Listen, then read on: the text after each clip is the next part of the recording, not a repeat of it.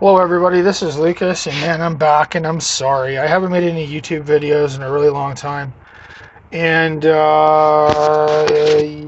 yeah, I've been really busy. I've been learning a lot of stuff, building a lot of stuff, doing a lot of stuff, and a lot of learning, actually. Helping some friends out, lots of stuff.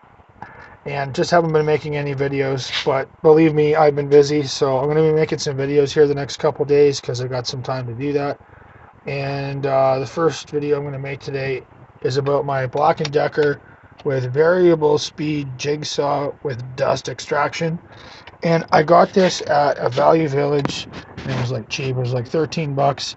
And the reason why I got it is it said right on it, even though it's really old, it said for serious do-it-yourselfers. And man, if I am a serious do-it-yourselfer, I don't know what is. Like, really, I do everything I can for myself. And to prove that, I'm going to show you my old Black & Decker jigsaw.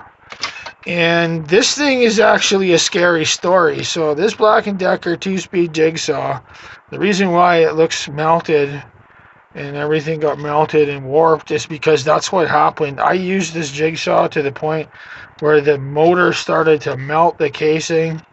And I was using it all day for cutting all kinds of stuff. But it's been old. It was an old saw, and it's on its way out. And the scary story about this jigsaw is that the control switch up here, it actually got so hot and everything that it fused the control switch. So even now, if I plug it in, it'll just work. Like, I don't have to use the switch. It just automatically turns on. But you can see that it'll melt. It melted everything, and if this blade was sharp, it would still cut wood. It still cuts wood. I cut something with it the other day, even with this dull blade. So, like, Black & Decker does make a good jigsaw. So when I saw this one, I had to have it, and it only had a couple of things wrong with it. I had to replace the blade. This is a blade that I had fixed. I actually found it on the road. Somebody lost it. It's a new blade. You can tell by the teeth, but it's a little bit rusty from getting wet. But that's okay. It's going to work itself clean. And for this particular model, you use those two flathead screws to undo that block up at the top there, and you just insert your blade and tighten it back up again. It's a no-brainer. On the bottom here, it was missing a bolt. So as you can see, that bottom bolt is a different type of bolt head and a washer, and I believe the top bolt is the original stock bolt. So this is just to change the pitch of the saw, so you can do 45s or 33s or 10s or whatever you want to do. You'd have to use a miter though or something, because there's no marks on this. Maybe there was at one time, I don't know. It has this really cool dust shield on it.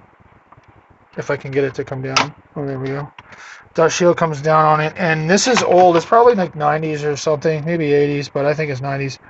And you can see at the back, it's got a little spot attachment that you can attach a vacuum to suck up all the dust. So that's kind of cool that they had this dust control technology in this. And this is why I like a lot of old Black & Decker tools. A lot of people laugh at me when I tell them that I'm a Black & Decker guy.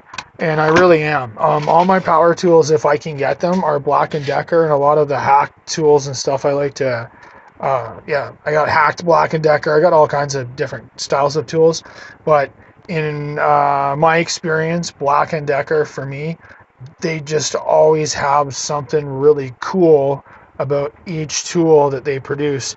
And you got to remember that Black & Decker was the king of power tools. They were what started all this. There wouldn't be any power tools. There wouldn't even be Milwaukee without Black & Decker first. So when you get one of these really old Black & Decker tools, like even an old Black & Decker drill or Black & Decker jigsaw, and it's one of these things where it wasn't really heavily used, you're picking up a really exceptional machine, even though the package might not be what you think it is. And the truth is out there, man. Like, I'm telling you, like, this thing literally melted itself and will still chew through wood, even in death. So, I mean, this one here, hopefully I'd never see that. But, yeah, I've had this a lot of years. But hopefully I don't see that with this one. Hopefully another one comes my way. But I actually gave up another jigsaw a little while ago, so I'm happy to have this. And yeah, if you find things out there that are old and they just need a little bit of work, sometimes you can be really surprised at the kind of quality of tools you can pick up at thrift stores and stuff, and they just might need a new blade or a couple bolts or whatever. So keep your eye out there. If you like these videos, give us a thumbs up and subscribe. Don't forget our Patreon down below. Yeah, I know I don't always load it right away, but it'll be down there eventually. It'll be on one of my other videos.